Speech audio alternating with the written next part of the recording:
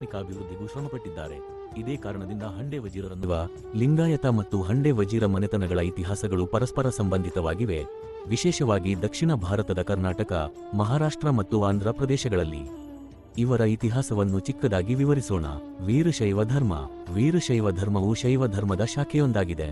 ಇದು ಶಿವನನ್ನು ಪರಮದೇವನಾಗಿ ಪೂಜಿಸುವವರು. ಈ ಧರ್ಮದ ಪಂಚಾಚಾರಗಳು ಲಿಂಗಾಚಾರ, ಸದಾಚಾರ, ಶಿವಾಚಾರ, ಬೃಹತ್ಯಾಚಾರ, ಗಣಾಚಾರ ಪ್ರಮುಖವಾಗಿದೆ.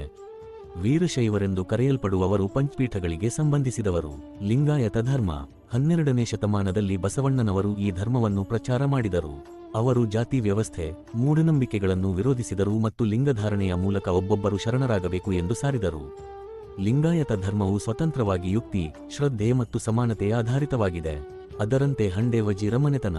ಹಂಡೆ ಅಥವಾ ಹಂಡೆ ವಜೀರರು ಹಿಂದಿನ ಕಾಲದಲ್ಲಿ ವಿಶೇಷವಾಗಿ ವಿಜಯನಗರ ಸಾಮ್ರಾಜ್ಯ, ಮೈಸೂರು ಸಂಸ್ಥಾನ ಮತ್ತಿತರ ರಾಜವಂಶಗಳಲ್ಲಿ ಸಚಿವರಾಗಿ, ಅಧಿಕಾರಿಗಳಾಗಿ ಸೇವೆ ಸಲ್ಲಿಸಿದ ಶೈವ ಮತದ ಕುಲವಾಗಿದ್ದಾರೆ.